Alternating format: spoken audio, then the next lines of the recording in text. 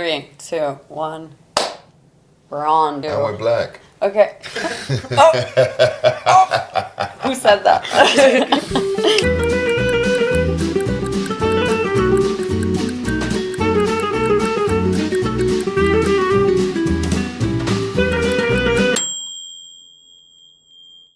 Let's do it again. Hello, hello. Hi, snackers.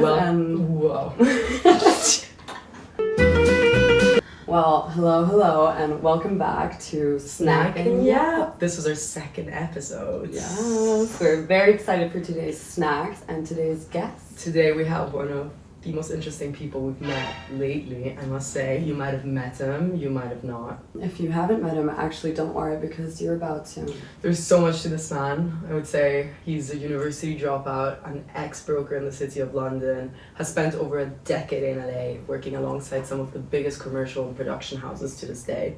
Yeah, and actually he's also about to release his first documentary called GOODSHOT, which focuses on housing development in South Central Los Angeles, as well as actually being the founder of Beverlywood Media, which is a non-union production company whose list of clients is extensive and includes Dior, Time Magazine, Zara, and the British Vogue. He also manages London's best new secret location. Ooh. It's a friendship-based membership pub which you might have heard of, you might have tried to get into, but you didn't manage. It's called Beep! It's called the Beep! Beep! Which honestly, it's a delicious place. Please welcome Steve Wood. Hello, Thank Steve. you for having me. We're so exciting. happy. We're very happy, Steve. Super exciting to have you here. And Steve actually, he asked for a specific snack today, which is the creme cookies from Portobello. From Creme Bakery on Portobello Road. Should we have a bite? Please, Adina, introduce, what were you saying were the cookies? Fuck me, I get to this place and I'm like, give me your most popular cookie. Okay, first of all, today's a Tuesday. Civilized time to be around there, 1 p.m. or more or less. Influencers everywhere. Place was packed. I'm like, what's your best cookie? All of our cookies are great. I'm like, okay. So I think we have... But there's another brand you got going. This is a cookie off, yeah? Let's have a bite. And then our second cookies are from a small bakery called... Am I allowed to say that I'm stoned? Yeah. Which we were...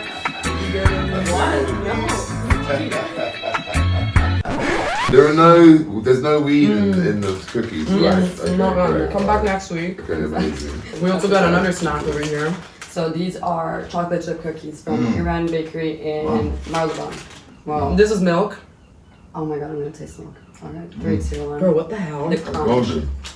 Fucking good. Something I think warm they might be. so like ultra satisfying. Wait, when did they... Yeah, and can I say shout out to Martina, who's actually our tech. Oh yeah. Come say hi, Martina. Legend of a woman. Thank you. Come here. On International Women's Day week. I do. Let's not forget about that, ladies. Did you do something Love for them. her? Well, I'm doing it right now and I feel so proud of that. Supporting the women's These are so podcast. good. Love that. Thank you. I like that. Behind the Right? Apart from having 5 sisters, I feel like...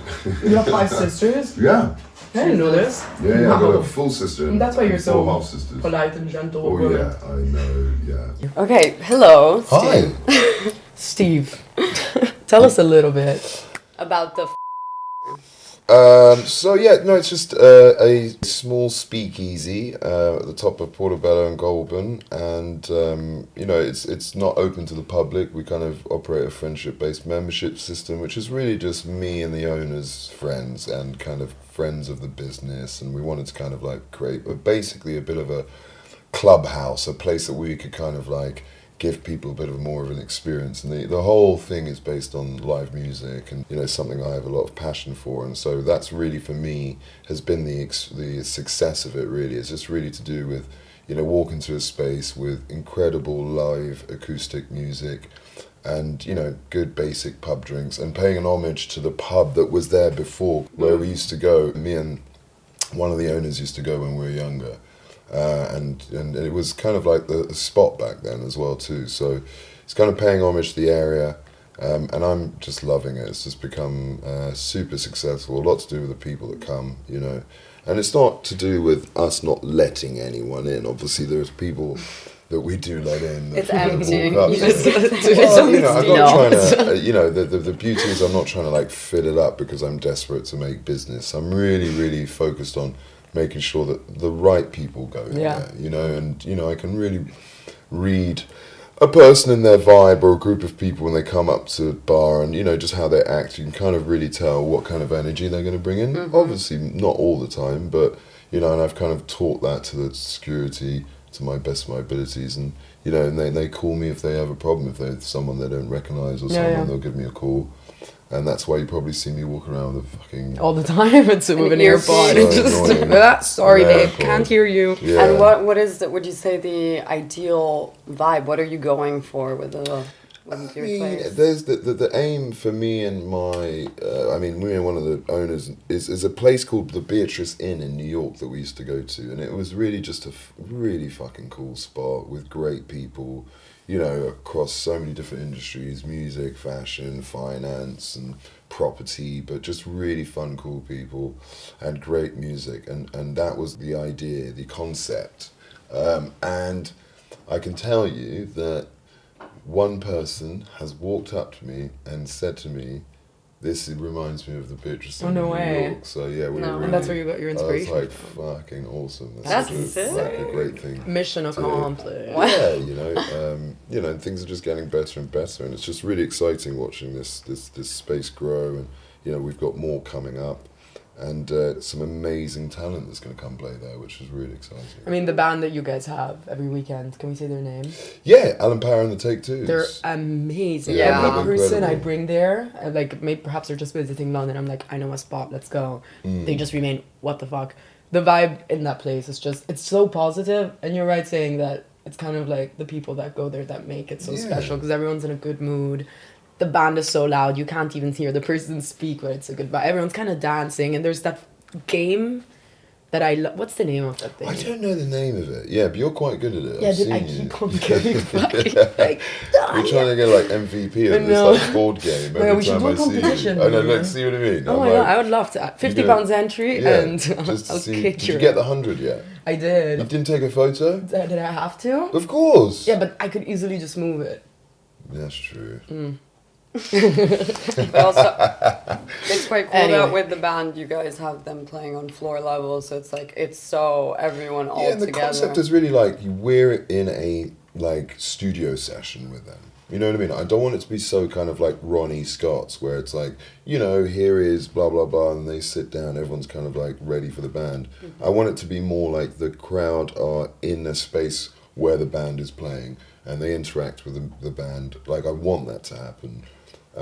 And so yeah, it's just been really fun watching that, you know, building on that and really seeing different crowds that come, what crowd like engages with the band, what kind of crowd doesn't.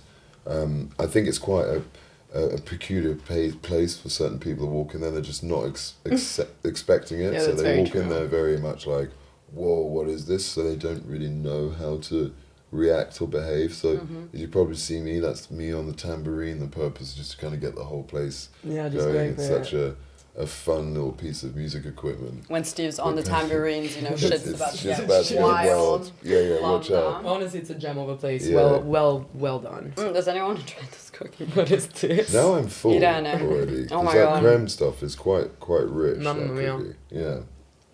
I love that. I love that. Well, another thing. So what would you say is the formula to get in? Well, a perfect example, right? If she was like, I was like, she's, I mean, always hitting me up, being like, hey, Yo. what's up? Can I come? You know, and like, She loves Super it. annoying.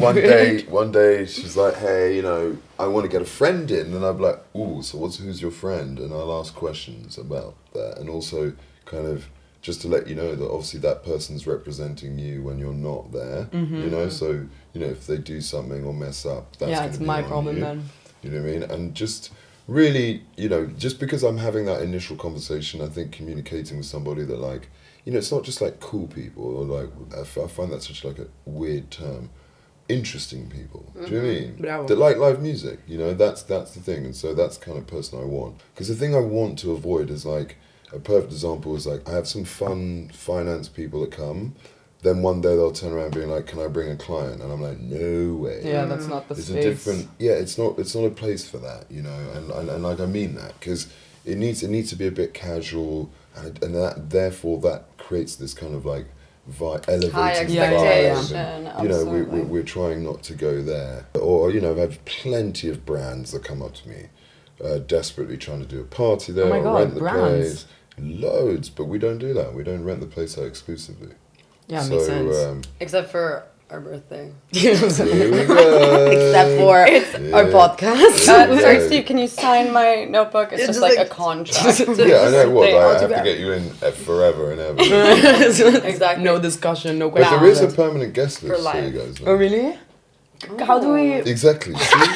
This Okay, is okay. every week, by the way. Now Off it's camera. What? Yeah, I mean, I reach out a lot. I know. But because I like hanging out with you. I know, but also it's like frustrating because like there's so many like cute girls and then they start flirting with me because they're wanting the. I'm like, this sucks. I'm not flirting with you. I'm not. I'm saying you specifically. It's like, and I'm calling exactly. you out. Yes. Well, but I mean, what's up with the permanent guest list?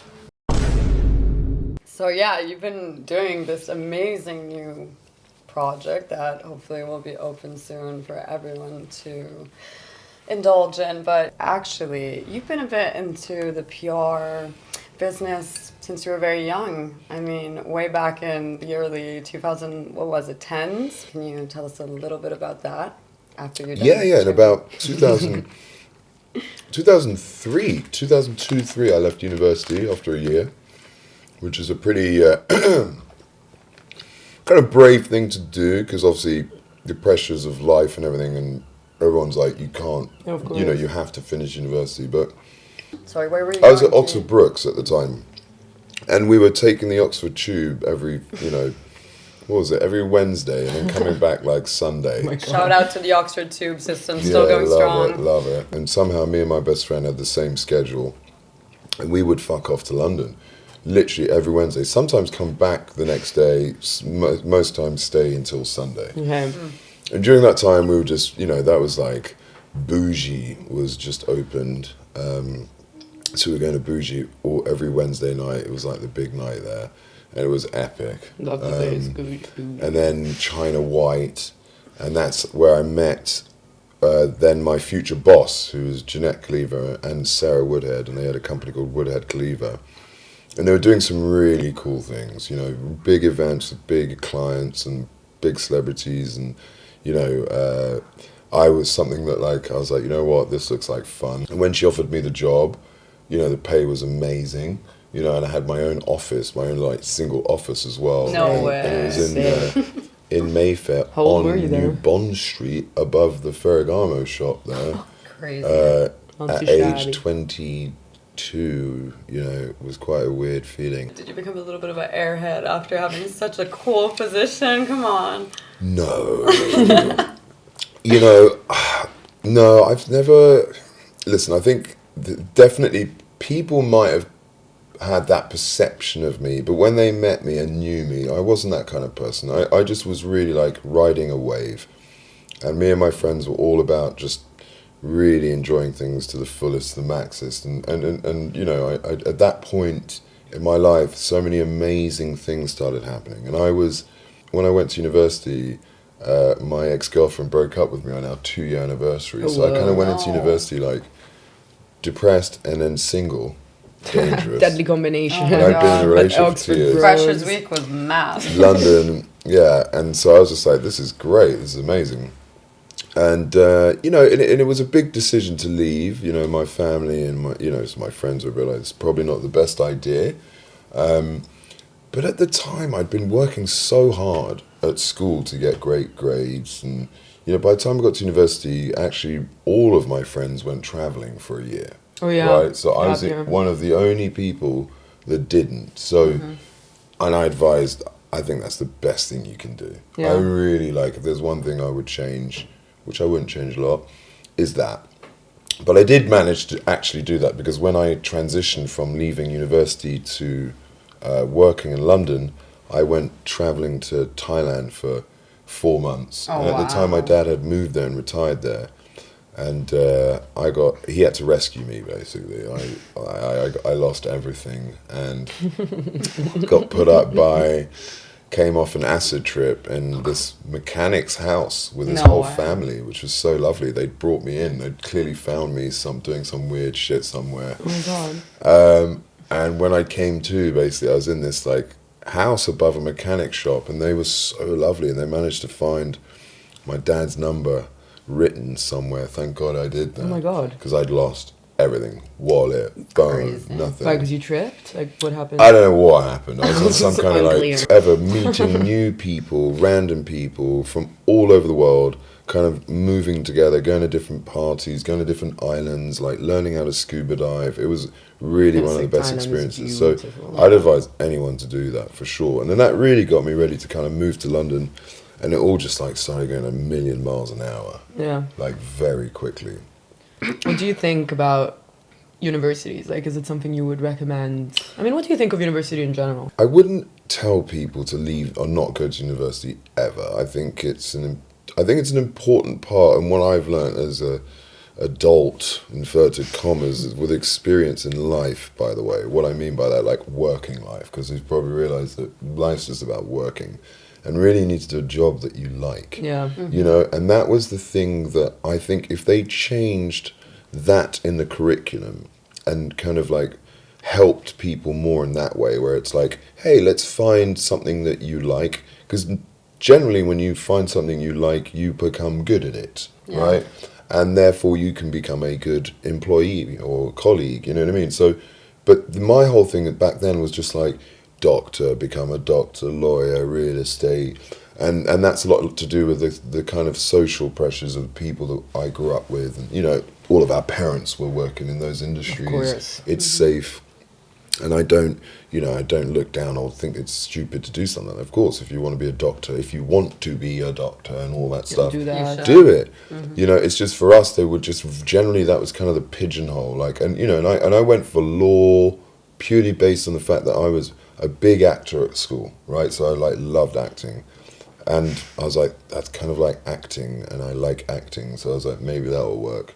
But then I went and did work experience with a criminal lawyer, and I was like, holy shit. Oh my God. I don't want to like be around criminals. You know what I mean? That's Like, scary like, stuff. it's a bit weird. So it was almost like an immediate moment that you realized this wasn't the place for you. And Yeah, you know, is this direction I want to go in, and then also the way life works. That's how I meet my then future boss on this kind of like looking on journey of thinking, is this the right thing for me? And I met her, and then the first kind of opportunity landed to kind of move to London and work and earn money, you know what I mean? And so, and that was the other thing. I didn't really like not having a job, you know, like I kind of wanted to start working. I felt like being at university felt a little bit like being at school still, you know what I mean? Like still, you know, obviously I tried to get a job at a pub, and that didn't really work out. I'm sure there's a story there. Yeah. I think I took a loan out because I was just like, fuck this. So I just burned through that in like 3 months. Yeah, but that was cool though. So I wasn't in big debt, and I managed to pay off all my university debt on my own, which I'm really proud of. Great. Yeah. In the UK, that's a massive thing. Like half of my colleagues, It's horrible. What the fuck? I'm still very much in debt. Yeah, it's fine. Don't tell anyone. Don't tell anyone. Hello. Guys, I mean, I got super lucky and my parents financed my studies, but like my colleagues, and we have the same pay. Half of their paycheck goes into that. And I'm like, Exactly. what? It's horrible. How do you do that? It's so stressful. We were speaking about this the other day, that the way society is kind of designed, especially the university system, you kind of have to make these choices so early on, and most times you don't even know what you really want, so you throw yourself. Yeah, there's no way. I don't know if like I could have said to you at age 18 what I wanted to be. Yeah. I remember I was maybe 15 or 16. I used to smoke a lot of weed in high school, and I would, if I have kids, I'd be like, guys, do it after high school. Yeah, get stoned after, not during high school. Actually learn, and then have, you know. Yeah, I didn't fun. smoke my first joint until I was 21. But that's amazing. I think that it's a cultural helps. thing as well. Like us Italians, you get stoned at 16. You and start smoking cigarettes Same here in really England, early and stuff. And I remember that I was in class one day, and I was so out of it. I was so confused from what they were asking me. They were like, okay, yeah, you have to take this test to figure out a career. I Yeah, like behavioral. And I just remember taking this and never feeling more lost. And growing up now, I realized like I wasn't meant to know, but the way it's designed is like, oh, at 17 you know, at 17 you choose, and then at 18 you're there. So it's crazy. Yeah. It's so young. But this made me think of something we wanted to ask you, simply because we spoke already and we kind of know a little bit about you. Do you have like? Would you be able to define yourself in a specific bracket of what you would say your career is? Because dude, you mentioned 25 things, and I'm really lost here.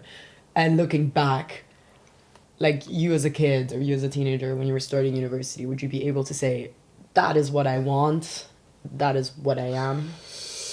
I can't, unfortunately. I'm not very good at marketing myself or labeling what I do. And actually, for instance, at this job I have with the they're finding it very impossible to also label what I do. Ambassadorial, kind of weird, vibe police / I like that vibe police. Basically, I just like working with people. You know, my job as a producer is about working with people, right? And understanding people and how to kind of get, because obviously within the creative world, you know, it's really the thing that I realize I'm very good at is being the bridge between business, finance, and creatives, basically. You know, I understand both worlds, and I felt like that is a place I fit in very well. And I guess in a way, my new job is a bit of the same of that, basically. I learned that skill when I was working in this PR company because my boss, Jeanette, who you will meet at some point, is one of the most incredible women you'll ever meet. And the way she would walk into a room and own that room, and like every person in that room wanted to know who she was. Like she had people like salivating off of her. And you know, she was so successful in her own right and had like incredibly famous friends and stuff. And you wouldn't have known. Just the way she carried herself, and never name dropped or anything like that, but just really, I studied her, and I was like, wow, I kind of like, this is the kind of person I want to be. And I already was a little bit like that, but still kind of like, you know, it was quite difficult for me growing up in boarding school with the kind of like boarding school kind of rah-rah attitude. I wasn't very into it. I avoided it like the plague. So most of my friends are really very kind of like different creatives, bohemian style vibes of people. So she fitted into that. And like London at the time, you know, was all of that and more. You know, the characters I was meeting, and, you know, the genius, like, creatives and the talent people, you know, in fashion, you name it. And you know, everyone I'm growing up with at the same time is, like, going to fashion school, you know, music school, you know, or whatever it was. It just was really a cool kind of a feeling in London at that time. For me, you know, for sure, that love I had for trying to like find my way in London in a PR company and trying to figure it all out, learning from people around me, and trying to understand what skill I had. You know what I mean? And so, you know, people skill was the thing. Promoting clubs, I was like, you know, back then promoters were very different. Like, it was very much like I saw promoters and I would laugh because like the ego and like going to a table with like 12 girls and like I wasn't that. I was like, you should have seen my crowd. It was just a mix of like epic people from all different types of backgrounds and different like coloured skin too, let's just call it out how it is. And it's not to say that I would never not be on a table with 12 girls, but it'd be like my girlfriends. Do you know what I mean? It's not like, I'm not like trying to like, and also, you know, that's the other thing, like growing up with sisters and stuff, it's not, there's a different, I don't have like a metro attitude with women, and a lot of my actual close friends do, and I don't particularly like it. So it's really quite funny watching these men, other promoters, like being really proud of themselves with like 12 girls that really just wanted to be friends with them because you could let them in. Because you get them in.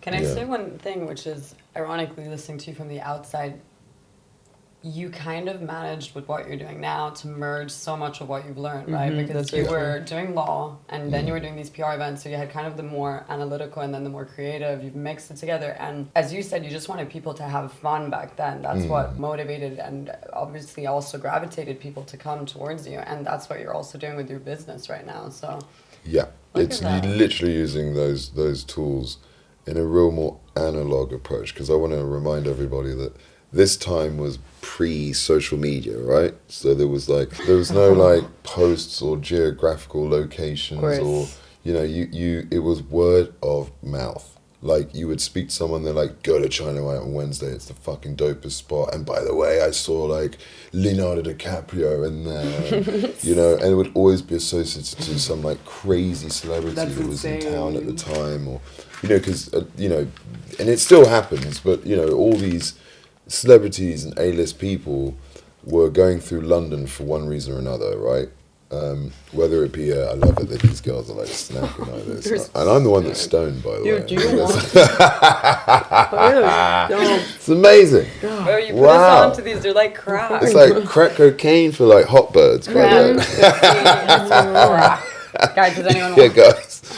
Just in case there's any dudes watching, this is like the crack cocaine for hot girls. So get it. Stop getting girls a drink. Get her stock it immediately. I do like their artwork though. It's quite cute. Like. Yeah, it's sweet. Like but yeah, anyways, it just was such a like interesting time in London. You know, I did things like Justin Timberlake's 21st birthday party. No way. And also Justified album release. Like, I did things like that, like back in their day. Crazy. We took Pharrell, me and my best friend took Pharrell to Oxford University to do a talk, because they were doing an Oxford speech talk. I can't believe Our really close friend crazy. Rizwana was head of Oxford University Students' Union, and she's now become this fucking huge, incredible boss lady, and has an amazing company based out of San Francisco. And she's a boss lady now. Like, that's the thing, is that now a lot of these people, you know, have now become extremely successful in what they do. So that's been amazing in my journey, also watching others around me, you know, develop their skills and become really good at what they do. And generally, when you're really good at what you do when you work, you get paid well. Yeah. You know what I mean? And so that was the other thing. I wasn't like trying to chase money, because a lot of people maybe might have had different pressures. I wasn't like, I need a job that pays me a lot of money. I like money. It feels great when you make it. You know what I mean? And so, but I did realize that it was based on my success, right? So I was like, well, if I'm good at this, then I get paid more money. So, okay, let's just get good at this. But we spoke about this the other week, when it's like you kind of find something that you're actually good at, that you're in alignment with, that is kind of meant for you, and you will attract more opportunities within that. But it doesn't necessarily have to be at this stage with the job that you're kind of meant to be doing. For instance, when you were telling me about the finance stuff, where you kind of realized very quickly that these people would invite you left and right if you could give them something. Right. But And that was the thing. That was all learning, processing, to get to a point where now I'm doing something I absolutely love. Yeah, exactly. That's right. sick. So now those, you know, and that was another thing. When I went into finance, you know, I looked around and I was like, oh shit. I was watching these guys that had been there for 10 years, a guy that had been there for 20 years, or a girl that had been there for like 25 years. And I'd be like, ooh, that looks fucking boring. They haven't left that fucking chair in like 20 fucking years, right? So I was like, but where are the fun people in this place, right? So then I'd meet like the institutional brokers. They were going to lunch every day. Now that to me was fun. You know what I mean? So I was like, I don't want to be sitting on that chair. I want to be the person that goes to lunch, because I like people too, right? And schmoozing and getting new clients.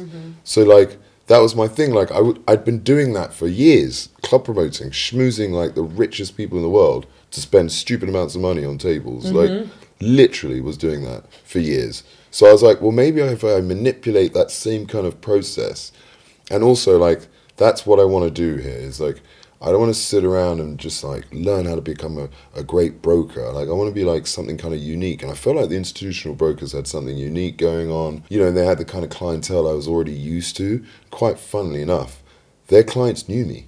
So these institutional brokers were like, how the hell do you know this guy? Club.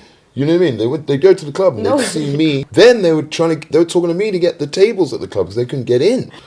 Your personality is, I think, 80% of like what gets you places. Knowing how to speak to people is a skill which isn't a given, absolutely. And so many jobs, they have a social base. Not all of them, obviously.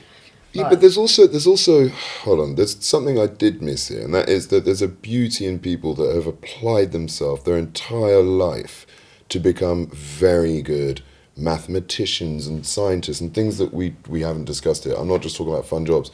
Now, I love working with those people, and now, like, in my job now, per se, as a producer, you know, it's about really finding the best person in that position and learning how to work with that person, right? So I love that person that's really spent their entire life curating their job and becoming a master at their craft, right? Whatever that craft is. Yeah. I just felt like, I don't know, wanted it to be fun, you know. And my dad always said to me, if it's not fun, you're not doing it right. Yeah. Look, you've lived all over. Like, that's something, I mean, Adi, we're shocked about looking through you. So you were born in the Democratic Republic of Congo, which is like the most hilarious name, was then called Zaire. No Oh, way. wow. Zaire was its original kind of Belgian dictatorship name. And Embarrassed then, to admit, I did not know that. No, me neither. and then it was changed to Democratic Republic of Congo. It's about as democratic as Russia. So that's why I find it really quite funny. To go So back. I haven't been back. I haven't been back since I was young. So but now I'm going next year actually. My mother, you know, she's been ill, and so she just went back for the first time in a while for 6 months, and we're selling some of her land, so I need to go help her do that. And so I'm really excited about that. You know, I'm excited to see some of my family and see where I was born, and, you know what I mean, and do all those things because I love my culture. I think it's amazing. I get to celebrate it when I'm in Belgium, when I see my family there, and it's amazing, you know. A lot based on music, food, and, you know, the Congolese are very, very interesting, wild, you know, race of people, I'll tell you that, but very fun, and I'm very, very, like, grateful to have that culture in me. So from the Democratic Republic of Congo to Brussels for a short period to then you lived a little bit in Saudi Arabia and then London, and you said you went to boarding school there and Became a broker. Well, no, first I went to state school for 2 years, then I got sent to I got expelled and got sent to boarding school. ask the question. Why did you get expelled? Oh no, this is not why. For fighting. For fighting. Yeah, because it was a very hard, tough time for me in that place. I was the only black kid in the school, in the state school in Essex. I was fighting a lot, and my dad was like, I got to get them out of the school. So they kind of expelled me. Okay. And then he had to find me a new school. So he spoke to his boss at the time, whose kids were at the same school that I went to. And so we went and checked it out. And it was always like a threat of his my whole life that I'd just be sent to boarding school as a kind And of then it punishment. actually happened. And it happened, and it was the best thing Yeah, that's we ever do that happened to to me, my because I brother met as my well. best friends there, basically. Aw. Yeah. And like growing up, it was hard because, you know, I'm not white and I'm not black, right? So I'm not really accepted in a white community or in a black community either. So that was kind of tough. Dealing with that, because obviously I don't know any different, right? And that's really when I tell people, when I talk about racism, you know, as a kid, I remember the first time someone, you know, made a name about the colour of my skin, and I was really confused, you know what I mean? I was like, well, hold on a minute, I can't change, what the fuck, what do you mean? That's an unfair thing to take the piss out of, you know what I mean? Like, you can take the piss out of someone who has a pimple or something weird, like, that's going to disappear, but like, my colour of my skin, I'm like, I can't do anything about that. And so I like told my dad. And my dad was really lovely the way he explained it to me. It was always like, you know, these people have fear-based, you know, they can't, you know, it was maybe taught to them or whatever. So that was really hard, though, in early, you know, in the 1990s here in England. As much as this place was assimilating, you know, it was very hard. Racism was very rife, you know, and it still is. It's a lot better. You know, a lot of people get upset about the woke movement and the Black Lives Matter movement and all this stuff. And, you know, I agree that a lot of it is very aggressive, very left. But the whole purpose of it, the base of it is change. You know what I mean? And you know, we need a change in order to allow for women to have equal rights. In order, you know, to have black equal rights. All of that stuff is because of change. A lot of my friends very scared of woke, and I find it really bizarre. I'm like, what part about that scares you, you know? And there's a lot to do with, you know, these rumours of like trans people influencing their kids to become trans and stuff. I'm like, I just like never, like my head to conceptualize a trans person trying to make their kids trans is just the most bizarre, weird thing to think about. So it's very difficult to have a conversation with somebody if that's their fear. I can really ask someone like, what has a trans person or anyone LGBTQ ever done to you? You know, they just want to be identified the way they want to be identified, whether that confuses you or not. I allow the confusion. I like the confusion. I think that opens up for debate, because then you learn. My sister is very woke, let's call it, very progressive, you know, and she fucking pisses me off sometimes, you know, because sometimes I'm just getting it wrong. You know what I mean? Like, and it's okay for me to get it wrong, right? And I think also it 'Cause in has to go both sides. Like in the sense, for the people who don't know, I think you have to be allowed to ask a question without anyone getting offended and without. That's because, it, because yeah. it's new concepts for some people. So For a like, lot of people, but religious people, which can be people at our age too.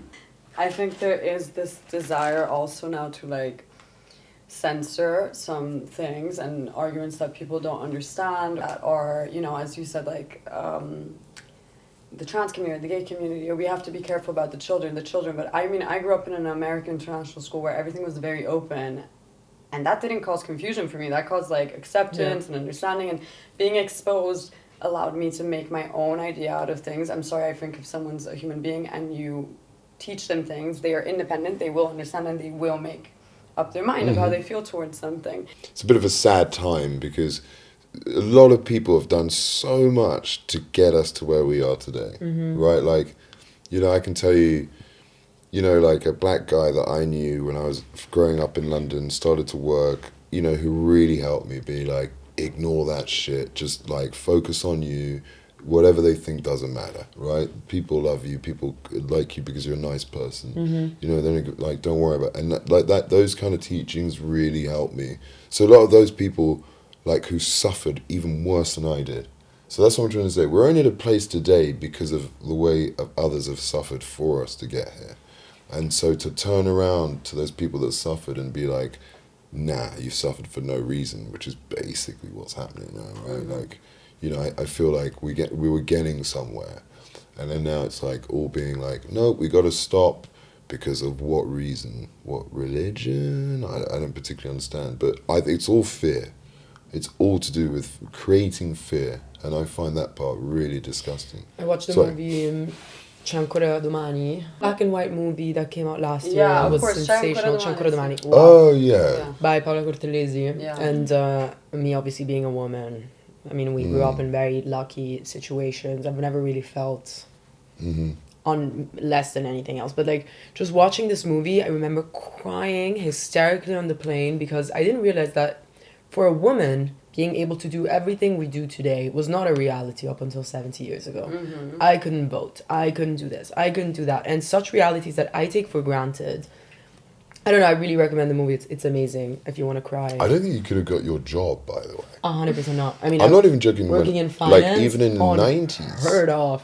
Making Early the same pay as my 2000s. colleague. I'm really not joking. Unheard of. I probably don't make the same pay of my... Like early 2000s, I only really up until 2000, I would really say to you guys, 9, 10, did things really start changing. So you then went boarding school. You came to London, worked as a broker in London. No, boarding school, Oxford. Oxford, Brooks. Oxford, Brooks. Then PR. Then PR. Then a broker. And then LA. Then LA. How come you stopped being a broker?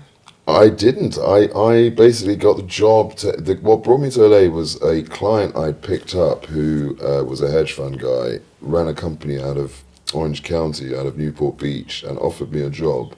So I was like, yup, see ya. Bye, bitches. And he was kind of a wild dude.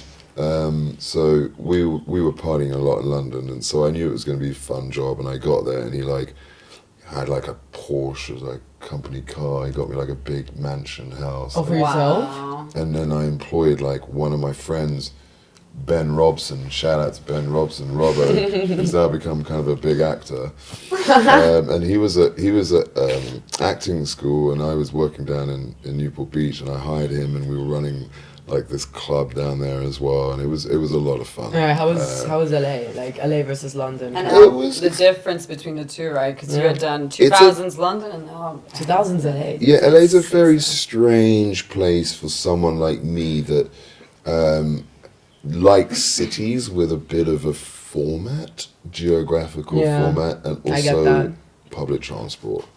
So the fact that there's zero, and there is public transport there, but it's just like so bad. I mean, it's because there's so much traffic, and it's such a huge place. And I remember the first time flying in, being like, "Holy shit, this is a big place!" You know? And like the airport is at. Sorry, bless you. Sorry. The airport is at the ocean. So like you literally fly Yeah, into the LAX. ocean and you're like, whoa, that's insane. But it was really cool because I had a lot of friends there, so it was nice because they kind of made it easy for me, and I fell in love and ended up marrying her, and you know. Wait, and, what? Wait, what? Oh, yeah. When did you get married? How did this like not come out in all of Oh this? really? Bro, Okay. the fans are heartbroken. There we go. Call it. No, I am divorced now. I'm a Oh, divorcee. The fans are on. Come back, I'm girlies. I'm like, we're back. Come back quickly. Wait, you got married? When I did you got have the time married. to So get married? I met my ex in Newport Beach. She was studying at Chapman University, and she's from Tustin. From Tustin. Nice Jewish girl. Voilà. And Oh, so you became Jewish? I didn't actually. Yeah, but I was doing a lot of Jewish things, and that was really actually quite nice because it was nice to be able to like celebrate cultures. Yeah, you know, learn a lot. because like I had a lot of like Middle Eastern friends there, English friends, and and it was I'd done Jewish things. Do you want to say Jewish things? Celebrations and stuff. She wasn't religious at all. Neither was her Okay. family, but somehow they celebrate all the specific holidays that there are gifts. Yes. She'd What's the always name? like, Hanukkah. okay, yeah, I had all of them. You know what I mean? Anyone that was a Every time you had gift, to bring somehow we were something, celebrating yes. it. Love that. But no, it was really lovely. And she's still my best friend. She now is remarried and not married, but as a partner, and they have a kid, and they live in Milan. Oh, Yeah. one of us. Yeah, exactly. How long were From you Tucson. married? I was married 3 years till we were together 5 years. Yeah. Yeah. Yeah. Who yeah. proposed? Me. How was it? Were Pretty- you shitting yourself? No, we were so in love. It was kind of, it's kind of like whirlwind situation, and it all kind of felt right, and it was right, except her father didn't approve. Oh So we shit. kind of had to elope without him, and had a little small wedding ceremony on a beach in Malibu. And you didn't did he know that you were getting married? Yeah, he knew. He just He didn't didn't want to come. No. No. That must be Yeah, rough. he didn't come. Yeah. Rough. It didn't upset me. I was actually more worried about, my partner, and I just felt sorry for her that her dad was so pathetic that what I mean. Yeah. That's what kind of really kept me there, was falling in love, obviously, and then finding my new career, which I can say this on camera. Basically, that guy that hired me in Orange County to work for him at his hedge fund company had one rule. Real. Oh, really? And that was that I couldn't have sex with his daughter. And Which, guess what, guys? after 6 months, unfortunately, I broke that rule. And the next day, I literally, because I used to have these keys in a bowl, and the next day, I literally walked downstairs, and the car keys for the Porsche that he'd given me Oh no. were not there. No. And there was a note folded, and I opened the note, and he said, "Found out you did it, gotta go. See you later, mate." Oh my god. So I There's no literally packed up my things. I called up my girlfriend at the time, who I ended up marrying, and was like, "Hey, I've lost my job." Wait, you cheated on your girlfriend by sleeping with your boss's daughter? Yeah, Oh. yeah. Right. Fucking hell. Did your girlfriend know it? Wait. Yeah. She was also not my girlfriend at the time. She was also with a boyfriend, by the way. We it both like- left. She left her boyfriend, and I left, That girl. like, being So single. it just had started between It you just and your future started, wife. yeah, Okay. because she was actually about to get engaged, so it was kind of a What wild. the deal? This Yeah, is a I very know. chaotic It's very- timeline. It's a very chaotic timeline, but it Wow. all worked out in the end. Yeah, it did. It Episode all 1 works. of That's another Who episode. the Yeah. fuck did I marry? Yeah, we might. Episode one Yeah, we might have of- to do one just on my ex-girlfriend. We, The Stevie no, we did some Chronicles. hilarious Yes. shit from Pig. Yeah, What we the might fuck? need one just on my No, ex-girlfriend. no, we're gonna Who do are all it. amazing women, by the way. I love them. They're We should amazing. actually invite them on the podcast. You should. I'm the Have them biggest all problem. sit. It's all of them are amazing. Wait, was I always it- said to people, if you had them all in a room, you'd be like, they're all so lovely and beautiful. Mate. But I know that was the problem. Would you say that was it worth it? Was it worth sleeping with your boss's daughter? No. Okay. Oh, Nice. man. I mean, for the thrill of it, Was it a good but it fuck? wasn't. No. Underwear. No, she's kind of basic American. Just- It's Yeah. not worth it. Not worth losing Not the at all. car, no? But that's what got me to my new career. So Yeah. lost the job and called my my godfather's an actor, and was like, "Hey, listen, need a job." And I knew he had contacts in the Hollywood business, and so he was like, "Yeah, you should go work for this producer." So I contacted this producer and became his assistant, and he was working for some very, very big directors, mostly based on anonymous content and Iconoclast at the time, and therefore. Incredible.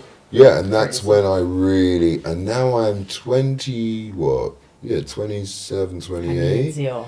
And I 27. finally fall in love with something that I want to do in my life. It's the first time that I'm like, that's what I want to do. Uh-huh. Because watching this producer, seeing like that he had my skills, my people skills, he had understanding of finance, he had understanding of creatives. Because, you know, by then I'd done a few shoots and, you know, I was very interested in film and music videos.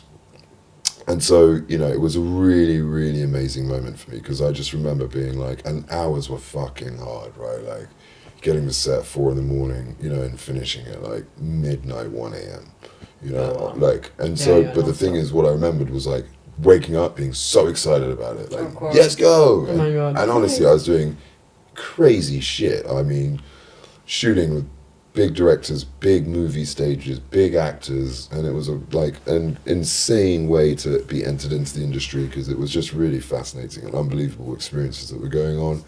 And because I was very good with people, then I was like looking after the actors on these sets and things like that, and you know, making relationships with them and just having like a really different side of production. So I was really like, oh wow, this is awesome, and you know, this is what I want to do. What were the projects you covered? What were you doing? Wow, my first job was a Call of Duty commercial No. with Guy Ritchie directing, Robert Downey Jr., and just a bunch So of different sick. other Good stuff. massive celebrities, and you know, across 6 different kind of stages and Universal lot, MGM, you know what I mean? It was one of those kind of insane situations. You just like, whoa. Yeah, there was a lot of wild things that went down. Crazy parties at Chateau Marmont, Sunset Tower hotels, Beverly Hills. Was this your intro to LA? Was this like in the first period Big of you being time, there? big time. I went straight balls deep into kind of like Hollywood vibes.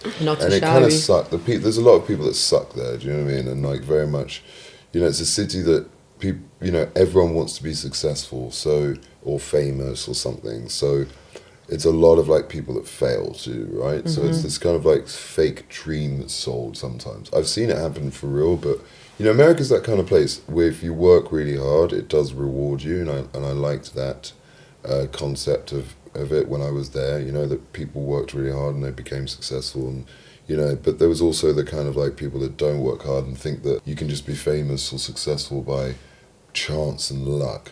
Now, a lot of it is chance and luck, but it's also a shit ton of hard work, blood, sweat, and tears, you know.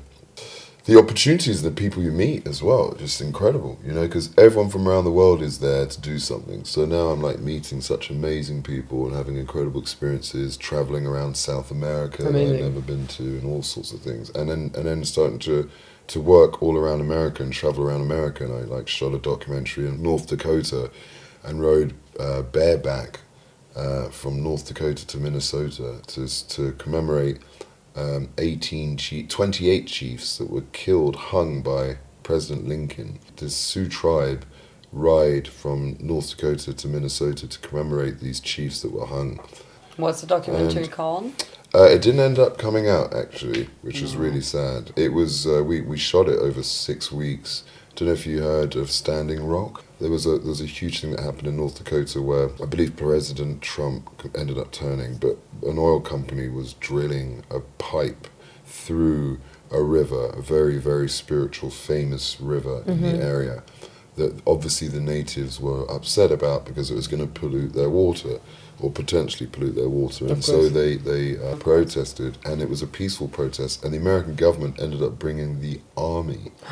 So it was literally like Native Americans on one side and the American army on the other, and it was one of the most incredible things I've ever seen in my life. Because I was just like, these people are from here, their ancestors, like, and then you looked at the kind of like army, and it's like, shouldn't you have respect for these people whose land, by the way, was lied and lies and shrunk, and now they have this place which is awful. You know, it's like this tundra.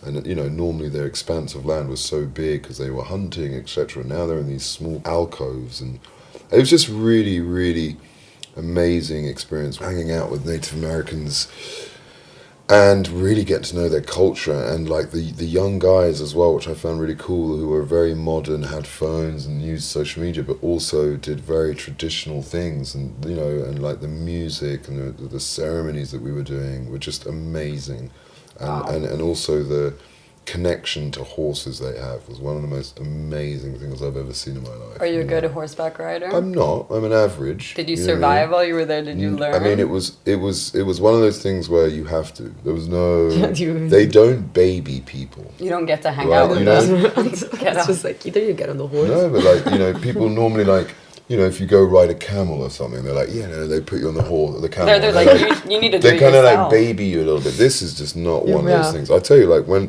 to like find the horse, I was like, what horse am I riding on? And they're all like, when I say paddock, they don't like hold their horses in pens or anything. That was the other thing I found fascinating, right? So there's like just horses running around them. Yeah, pick your Right, horse. so and they're like, I'm like, which horse? And they're like, they did this whole, the horse is gonna pick you. I was gonna say And I that. was That's great. like, So it's like a here we Pokemon. Like you go. have to have. Yeah, it but I was like, on hear to this you. whole thing, and I'm like, really, guys? I thought they were like gonna play a joke on me. Anyway, so I go, they're like going to the field, and like there's one horse going absolutely fucking crazy, And that's your horse, kicking man. up, and what horse decides to come up to me? But this fucking crazy horse, and I'm just like, oh my god, and they're all laughing, and I'm just like, oh shit. The horse ended up being amazing and dying actually. Oh, No. While you were there. 3.5 weeks into the ride, because a few of the horses caught flu. It got so cold. Oh no. A few of them caught this flu that was going around and ended up having to be had to be put down. Which Your is, horse died. yeah, I'm still quite wow. emotionally sad about it actually, because it Very was sad. such a like, you know, when you're riding a horse on ice and snow, which is something I've never experienced in life, and like in those kind of conditions for that long, obviously You really you become bond, yeah. very attached, course. like extremely attached. Like I was more worried about going back to LA and leaving this horse, let alone it dying. You know what I mean? Oh. So, Yeah, of course. but Did the it have a way name or did you not name them? Domino, and the way that the way that they helped me with the process of when it died and what the you know ceremony that they had for this horse was just like one of like that was the most incredible thing that I've ever experienced too. Right, What was did they that when do? the horse died? Well, they have a whole kind of sing along, and it's a prayer and a thank you basically. Yeah, for the service. You know, for not even the service, for like the animal being in existence to be able to then therefore, you know, help and be part of their tribe. The spirit of the horse isn't gone per se. It's always going to be there. Of course. You can still meet that horse in another realm. That's kind of beautiful. thing. Yeah. Have you ever dreamt of Domino? For sure. I've cried about Domino so many times since. I Yeah. like think about it, I'm like, wow, you know what I mean? But it was, you know, it's part of the whole circle of life of that horse's timeline, right? And we couldn't help it. It was, the conditions got really bad. It got to like -20. And I've never, Wow. the coldest Crazy. I've been in was -12 maybe. So -20, I'll tell you something, is outrageous. Talking about extreme conditions, we heard that you also went to Burning Man. Yeah, I've been to Burning Man about 4 times. I always say 4, double 4, and then you'll get to And it. then, But yeah, then another 8 times to Burning Man. it's That's the most fucking insane. incredible experience. How many people do you think on this earth have gone 8 times? Like, genuinely speaking. lot. You know, really? My ex-wife was so scared of it. She came with me in her first time. She's now been, I think, like 12. Oh wow. No way. She's Fuck, beaten you. legend. Yeah, She's totally. there. No, she became Queen. a total Queen of like, Burning Man. no, Thank you for 100%. showing me. It's like, and honestly, it's the most incredible experience in your life. I mean, listen, it's supposed to be scary. It's supposed to be like wildly unimaginable because it is. Because even when you're there, you just cannot get your head around it. But it's one of the most incredible experiences I've ever had in my life. It's definitely not for the faint-hearted. It freaked me out when I first went there. And part of that is the journey of Burning Man. I think that there's a lot of stories, a lot of like what it is now, and it's just not. It's not what you hear. And people, and by the way, it's impossible to describe. It really is. Even the imagery, when I see an image, I'm like, that does not really tell the story of what you're doing Yeah. when you're there. And so that's the beauty of it, actually, is that, every time you go as well, it's a different experience. But just the people and the way the structure and the basis of the whole thing is amazing. And, leaving no trace as well is something I really believe in, and I think that should be in every festival. That everything you bring, you leave. Yeah, you leave with. Not trash, not It's one crazy piece. that It's it's not amazing. mandatory, as a thing. Like, if I think of, there's so many images of festivals from above, before and after, and it's like, you're paying a significant amount of money to attend it, and then you don't give a fuck about the way it should be Exactly. part People of are very it. selfish, Exactly. It's not. They think it's not really my responsibility if I pay a price to get For there. sure. It's totally based on that. It's based on community. That's why I'm trying to say that people are like, it's a dance party. I'm like, that came on after. That's just an additional bonus, right? The place is community based. Everybody has access to everything. You're not allowed to have private camps, right? Yeah. There's only specific camps that have private areas in their camps, and that's maybe like how I slipped into Puff Daddy's trailer, which was wild. But the thing I always say to people, Casually drops. you don't see the celebrities, by the way. I know everyone thinks that, like, because everyone's dressed up in fancy dress, course. kind of like wild outfits, painted faces and things like that. So you can't, like, everyone thinks that, like, you're walking around, like, you'll see, like, Cara Delevingne. Like, you'll never see her. Even if she's in front of you, you probably wouldn't recognize her, because everyone's just dressed up, having the time of their lives, and no one cares about that shit. Yeah. And the beauty is that I think that everyone should have the opportunity to enjoy it, whether you're a celebrity or someone that just wants to go there and pitch up a 10. You know what I mean? It's you got to, like, really, like, know what you're doing, and the organization make a very good job of telling people what to bring and how to prepare for it. But it's a real wild experience. It's very scary at first and amazing. Once you break through that, it's just so rewarding. I have some friends that went, and yeah, as you said, like, I don't think you get a full depiction from their stories. And most times people are like, yo, I was tripping balls in the sandstorm under a thing. I lost my friends for 5 days, no service. At some point I met some crackheads. I'm like, okay, a lot. It's like interesting, but it's definitely, we should go. I would love I think Do an episode. it's funny that you said Yeah. your wife was scared of it, because I think that's a bit how Ex-wife. sorry. He's Guys, he's available. single. I'm He's single. I'm ex-wife. Yeah, divorcee. But no, that you said your ex-wife was scared of it, because I have to say it's one of those things that I think I grew up with people who had trouble with drugs, and I think my mom is someone who believes a lot in, like, spirituality and meditation. Like and she- holistic. Yeah, very holistic, and she thinks, you can reach, she's not against psychedelics, she's very fascinated by them, and she believes you can reach those states of mind naturally, and so... Yes, you can. But also, like, I want to remind you that there are AA meetings at Burning Man. There's NA meetings. That's crazy. Wow. There's a sober camp there that's huge. And it's There's been people going that on for go long. completely There are sober. people That's that amazing. have been sober for over 10 years, 25 years, maybe even a year, and they have a camp there, which is so incredible, because, that's the point I'm trying to say to me. It's not some kind of, like, fest. Everyone's, like, getting fucked up all the time. It's just a place where it is very good to do psychedelics, Of course. obviously. So, like, the concept isn't like, you go there, do drugs. The concept is, like, go there, enjoy yourself, experience it the way that you want to, but in a controlled manner. Drugs aren't allowed there, by the way, and they have really? sheriffs. Yeah, I mean, people get arrested and stuff, by the Whoa, way. They I thought- search RVs on the way in there. They have sheriffs if you're doing drugs openly in public. They'll confiscate it and maybe arrest you. I had no Whoa. clue about this. Yeah. I mean, neither. I kind of thought, I'm sorry, but Kind of in a my... place which not incentivizes it. That's really not what I No, want to but say. the idea from the outside is Of that you go there course. and you go crazy, so Yeah, that's and really it's like cool. a discovery. You can, but it's also like with respect. you know? Next episode, I was arrested. I was arrested. Burning Man. Right, for guys. doing- Yeah, and I know people that have been. Oh, wow. Yeah, who've come all that Bring 'em way, on. paid all that money, and then got arrested. Can Yeah. Spent a will lot you, of could time you be in it. banned? Can you be lifetime Oh banned? yeah, big time. There's a Wow. lot of people. There's a load of camps, right? There's a lot of people that have come there, set up a camp, really fuck shit up. I think the ticket's only like $350. Oh. No, I lie. Wait. We're buying What? We're going Between immediately. 800 Apple and Pay. 1200. 1,200. Okay, I mean, Between it's 800 and 1200. reasonable. It's totally reasonable. I thought it was How many way days is Burning Man? So it's a week. Starts on Monday, and then they burn the man on Saturday night, and then the big ceremony is the temple burn. So the temple is the most incredible structure, and basically it's a place where everybody goes to write a name if you've lost somebody in your life or something like that, or you want to send a We should prayer go to this somebody. summer. They burnt the temple's always this incredible structure, and it's so emotional. Like you walk up to it, you have people crying, laughing. It's just a beautiful place. Look, from episode 1 of the Stevie fucking Chronicles, it's like, what the fuck, man? Series. Come over, let's have a sleepover chat for the next 8 years with 900 episodes. Don't tempt me for a good time. As we were saying, just, we know that, so you said you worked on that documentary at Stand Rock, is that what it's called? Standing Rock was Standing the first Rock. doc I did, and then the second doc I've just done. Which is your first time you've produced it, though? It's just like... Yes, so my first time producing, Yeah. being executive producer and actually producing it as well. And yeah, I got introduced to the director through the EP Iconoclast. It was about a man in a project in Watts, South Central LA.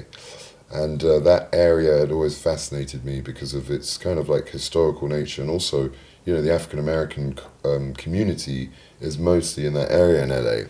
And South LA, and so LA is very segregated. So you're like in a white area, you're like in an Asian area. It's very like not mixed like London. So, you know, I really wanted to get to know and understand the culture. So this project was kind of perfect for me. And then we spent kind of 3 years Crazy. going to this community, getting to know the people down there, and really the director formulating a kind of structure. And he had a really like interesting way of telling stories. I'm not going to give it away because it's really the root of the documentary, why the documentary is so great. It's a lot to do with the talent of the director, who I have fallen out with, by the way. Oh. But I still support, obviously, the project and him as well. But it just became very difficult when we were shooting, which happened 2 years ago. We shot it, no, 3 years ago now. The environment down there is extremely hostile. Because you said it's all about the housing It's development. literally the most dangerous housing project in North America. Sick. West America. North America's in Chicago. And what I mean by that is the volatility of the places that guns, drugs, crime is running that place. So it's really like World War III down there. You're hearing bullets, you've seen crime, post things happening, and just, you know, the thing that shocked me was that, like, you know, on Venice Skate Park they have free Wi-Fi, whereas in the housing projects they don't have free Wi-Fi, and really that's a great way for people there to like educate themselves, have access to things. Of course, yeah. You know, and I just found the disparity unbelievable, especially because 20 minutes down the road is the Hollywood sign. You know what I mean? Yeah, And like the insane. glam of Hollywood Hills and all that stuff. So Before getting into it, do you think that when you did get into it, you were shocked by the actual reality? the suffering people were going through, right, and the lack of that was going on in a place that has so much wealth. You know what I mean? And so the disparity was kind of crazy to me. And also, America really, really loves the winner. It likes the number one guy. Whereas Britain, we like the guy that's not doing the best, like the underdog. You know, like British attitude, and it comes from football, right? Like there's the big football teams, but like my dad, for instance, supported West Ham, or like, you know, you support these like local teams, and you know, the FA Cup is about that. Like, we want the underdog, we love the underdog. Whereas Of course, America, it's the spirit of if it. you're not the winner, you get forgotten about and you get thrown into like a shit pile, basically. People below poverty are treated like shit. You know what I mean? It's really sad, because considering that that's just their, you know, their social structure, and I guess they just feel like, you know, having disrespect for people like that is just awful. And they're you not know? even being given the opportunity to change their circumstances, because you're putting them against the odds in a way where they can't get out of it. They've got no chance. Yeah. So they start with no chance. Let's go there. Then when like you're watching the drug dealer on the corner with the fancy car buying all the TVs and all the jewelry, and you're seeing the guy studying walking to the library with a backpack. Yeah. Generally they go with a dude with a fancy car and stuff, you know what I mean? And also fast money, because there's no money there. So do they want to go to school for 6 years, or do they want to like sell a bag of drugs and be able to buy a Rolex the next day? You know, so that's really hard, and that's really tough in a place that's got nothing. But also the crazy thing you said is, if you look at the demographic in these areas, basically any young man above the age of, I don't know, 15 up until middle age, they're in prison, you were Yeah. saying. Yeah, the Or dead. sad choices. Or... Yeah, exactly. Prison, death, and just getting lost in the system. When I say getting lost in the system, meaning becoming a drug addict, going to Skid Row, and Skid Row it doesn't it doesn't discriminate drugs, right? So in Skid Row you had white, brown, black, you name it. But the thing is, in a low income area, it's a very sad thing because crack cocaine has completely killed off these communities. What that means is that their parents get hooked, the kids have got no chance, and so it's just a cycle of shit basically. Parents are drug dealers, get killed. They ended up being looked after by their grandmother, and the grandmother's too old, so the kid starts hanging out with drug dealers, becomes one himself, probably gets shot or goes to jail. Do you think there's ever been another documentary like this that's been done, or do you think you guys are shedding light on something which is completely overlooked? I think there was there's definitely the same subject matters, let's call it. I just think the approach is what I'm talking about. I think that not many of them have actually got to know the subject. For instance, I think it's always to do with music related or sport. That's what would be highlighted, right? Successful within this industry, therefore we're going to shed light on it. Yeah. Exactly. So that's the point, is just to bring some awareness to this community, some support, help, and maybe some help from the government, just to show them that, these people are real people, they're just trying to survive. Yeah. And I think that, especially on our doorstep in LA, where we have so much very successful, people that can really help. So, and then also the horrible part is the selling of the I'll become good sportsman to get a scholarship, which is really I think just a really sad kind of situation really, because there's a lot of other people that deserve scholarships who might not be good at sport. But unfortunately in America, most African Americans get into college because they're good at sport. I'd say of these people, only 2% become famous or professional sportsmen. Right? It's very hard to become a professional sportsman. So there's this selling of a weird dream that really they should be selling the dream of what I'm trying to say today, which is when you find something you like and you're good at, maybe make that your career. Right? So that's why I was even upset when the weed industry became legal in LA. And every weed company was white owned, and you were like, hold on, man, there's a bit of disparity here, because the African American community smoke a fucking shit ton of weed and love weed.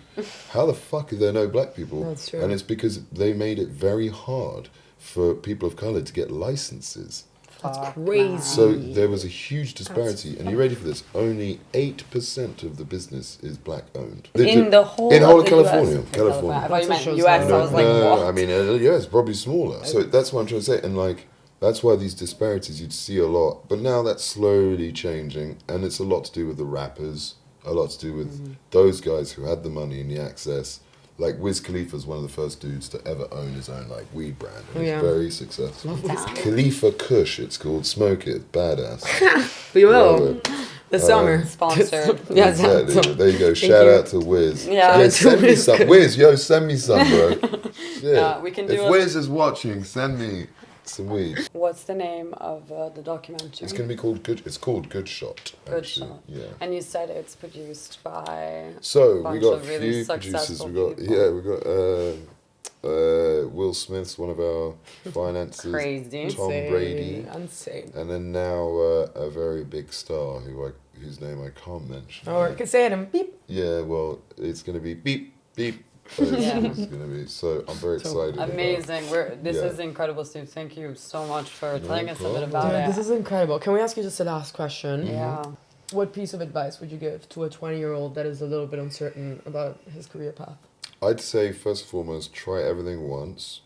I think that the other thing I would say is that you're going to have a sense of fear trying something new, and that fear is good for you, and, there's nothing that, for instance, personally that I've done that's new in my career that I have not been scared. But I think that also, have faith in your own belief, right? Trust yourself. Trust yourself and really, you know, don't look at people around you. That's the other thing, that I got very influenced by people around me that maybe wanted different things. You know what I mean? I think that's very important to find something you love, something you have passion, something you like doing. Because when you make a career doing that, it's so much fun earning money. Because like you don't even think about the money. You know, the money is like, the money's a real kind of like gift for your good work. So Of course, it becomes more different than survival, right? Like I've worked in a bar, I've done menial jobs, but it's like you clock in and you just can't wait to clock out. Yeah. Whereas when you finally do that job that you love, The you money forget follows the time. eventually. Yeah, Well, it's you very forget true. the time that you're there, and it just, you know, you get rewarded. When you're and in it's alignment. perfect. So, you know, and I always say to people, money's always going to come. Don't worry about that. But it comes with hard work. Don't get it wrong. There's a please work hard. This shit isn't easy. It's not going to come to you. You have to work hard. You have to be persistent, and you have to dream big. You know what I mean? If you could have had a piece of advice given to you in your 20s that you didn't have, what would it have been?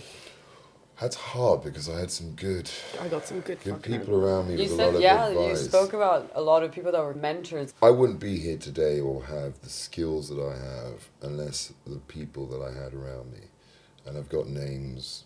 I could reel off the names for 5 minutes to you of people that are here and some that have passed away too, that are very integral in my life, that have made absolutely everything possible for me in my life and have made my life an absolute blessing. You know, I'm definitely one of the luckiest people in the world. That's beautiful. And I'm really I'm very grateful to all the experiences I've had, you know, and again, it's a lot to do with me pressing the button, trying something new and really trying to look at the best way of getting things out of things and jobs and people and just enjoying life. And again, as I said, if you're not having fun, you're not doing it right. So that's really... That's a great piece of advice. Thank you. You so only much. regret what you haven't done. That fucking Look at us shit. doing that's it. a good one. But So- thank you for being on the podcast. I love it. Oh, thank Yes. you. And this wraps the end of Snack and Yapp. Did you like the snacks? I didn't try the other one. I'm sorry. You can 'cause take I'm one so with you. rich. Take a No, bite. no, Take no. one single bite. This is No, I can't. I got summer body. I'm working. And thank you so much. Thank you so much to for watching, everybody. everyone. No problem. And yeah, if you love them, we'll see them again. Don't worry. Yes, and actually, Or we'll see you at the beep. At the beep beep. Yes, see you at the beep. Or at the beep beep beep. Okay, goodbye. Bye.